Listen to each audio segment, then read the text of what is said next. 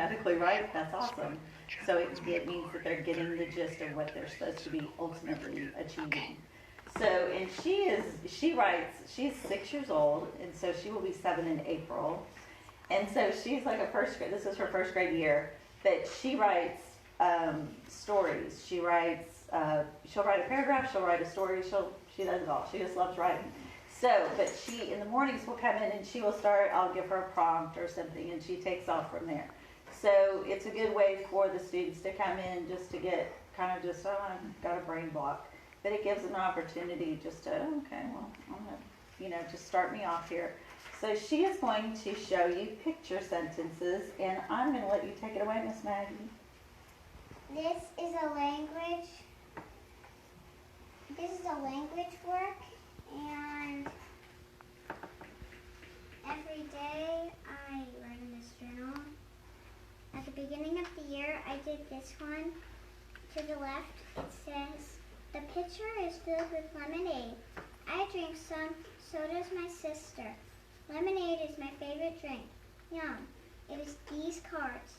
And what I did yesterday and today, I did the puppet has strings on its hands and feet, and I will go from there. The puppet has strings on its hands and feet. I like the puppet. Her name is Vanellope. She has blue clothes and black hair and shoes. She is performing the second Wreck-It Ralph movie.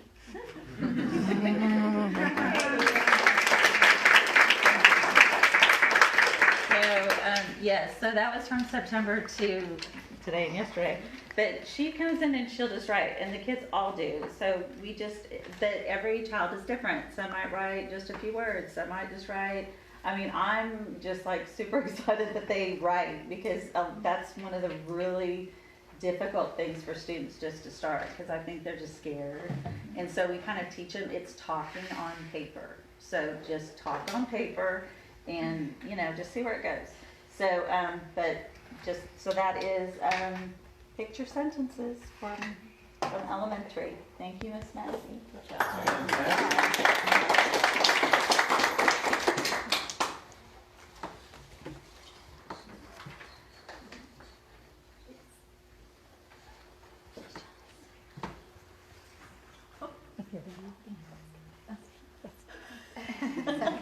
You want to introduce her?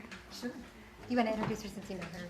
Oh, and we have Maggie's mother here today as well, Mrs. Coons, Mrs. Maura Coons. So she, she'll tell you about her experience, but because Maggie came to us last year, and then they stayed, and her brother is here as well. So he's in Miss Cannon and Miss Ames' class. So she can tell you more about her experience on Montessori and public school and how they found their way back here. So, if you would like. Please. My name is Maura, and we moved here from Cincinnati almost 2 years ago, and Maggie had started off at a Montessori school there and had a phenomenal start and just fell in love with how everything worked. And it was just our neighbor who recommended that we go and check out this preschool, and we saw how quick she caught on and how, she was doing incredible things when we moved here. And we had a family friend test out. She was reading at 4th grade level, going into kindergarten, and doing all these amazing things. She had all these maps of other countries, and she was writing them out, and she knew exactly where they were at. So we moved to Lantana. I'd heard the schools were phenomenal there, and decided to try it out, her elementary year. So we gave it a go for a little bit. We had found this wonderful school for our son Jameson, because we knew that we had had a great preschool experience for Maggie and wanted to give him the same opportunity. So we toured around different Montessori schools and ultimately fell in love with Montessori Country Day School. So we decided to place him here and had a great experience from get-go with him, phenomenal teachers. And then every month that we had Maggie in kindergarten, we weren't really seeing any progress. In fact, it was the exact opposite. And she was oftentimes learning things that Jameson was learning, and he was only 3 at the time. So to see that and to see her not really being challenged, she was coming home with books that the teacher had given her that was like the cat ran, and she was far beyond past that. And not to her fault, because she had 23 students in the classroom, so it's not her job necessarily. She wants to make sure everybody is getting up to where they need to be and to progress and to move on. But for us, we made the decision about halfway through the year that we definitely wanted more for her. And she is in this precious window of time. She loves reading. She's a sponge. And at this age, they just want to learn. And so, and she came home one day and she even said, "Mom, why am I learning the things that I already have been taught?" So at that point, we decided it's time. And so we decided to make the investment, and we brought her here. And from the day one that she started, it's been incredible. And we appreciate the staff, and the people are so welcoming and warm, and the kids are so excited. I mean, they take off in the morning, they get out of the car, 100 miles an hour, ready to go. It's just been phenomenal.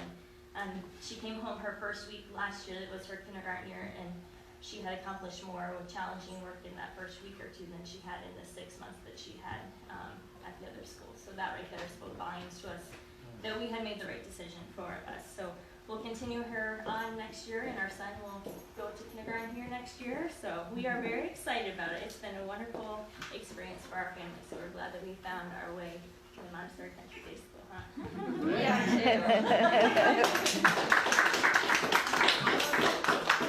I would like to introduce you all this precious family. This is Luke's mom, Mrs. Gillen, and Mr. Gillen, and their sweet daughter, Carolyn, who we were blessed enough to have as well. So I'm letting you take over their experience. Well, we have been just very fortunate too to kind of fall into Montessori. I'm second generation Montessori. You know, my mom she's an educator. She just really loved the application of Montessori education, and so of course when my kids were little, you know, we just became very blessed, kind of finding the right place and the right teachers, of course. One of the things, I'm a physical therapist, and I work with a lot of occupational therapists, and one thing we, you know, kind of joke about, you know, when I mentioned to my OT friends that my kids are in Montessori, they're like, "Oh, we know all about Montessori. It's just like OT school." So a lot of the things that the kids are doing here, it's interesting. It's a type of learning. It's a very intentional type of learning to work on each individual child's developmental stages. It's not haphazard. You know, the little beans that they move around when they're little from left to right, the scooping that they do with the spoon and the pom-poms, and the little beadworks that they do. It's all, you know, developing that pincer grasp and really getting the brain to understand left to right patterning so that they can start their early reading. And so to see that as a therapist is, you know, every single classroom, your child is basically getting occupational therapy every day, in addition to, you know, amazing time with these great teachers. Building on that, you know, Carolyn very quickly adapted to Montessori education, and one thing that David and I really, really liked about Montessori education was it's, of course, it's individualized learning, and the classroom itself. You know, David would often wonder, like, Carolyn's just learning so much, surely she's gonna tap out. You know, she's gonna get to the end of what the curriculum in this preschool classroom can offer, but that's not true. Every single classroom that you walk into in this building has the ability to teach a child from a pre-K or toddler level all the way to 5th grade. There are enough manipulatives and instruments in the room to where a child can progress very quickly at their pace to whatever level, you know, that they're able to achieve. And so having that opportunity to have that challenge available in each and every classroom was really something that we appreciated, and Carolyn benefited tremendously. She's in public education right now. Her teachers immediately saw the difference. They knew the instant they met her that she had come from a Montessori background, just because she was very adaptable, very creative. Her ability to learn was just, you know, far exceeded a lot of the other kids in the class. We're seeing the same with Luke, of course. We're excited for him. But my kids are both, you know, older kids in their classes, and so the other thing that David and I have really appreciated about Montessori is the development of leadership. So these are mixed ages in each of the classes, and so there's opportunities for that collaborative learning, like Mr. Vesterman was talking about, where a child gets an opportunity to develop a better understanding about something, and they can go right over to their friend sitting next to them and help them to work on it.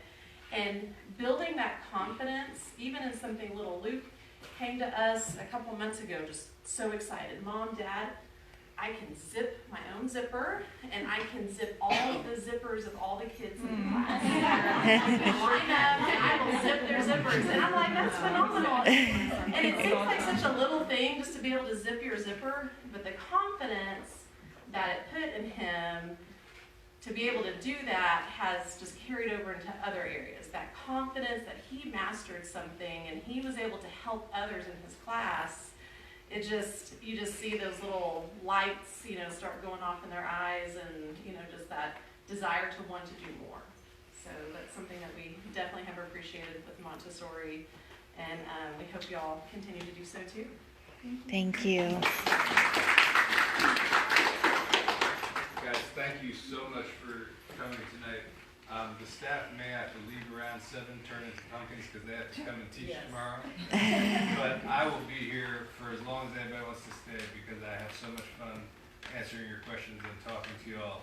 So please feel free to ask questions of the staff. We're gonna break it up and you can ask them informally. Thank you. Thank you.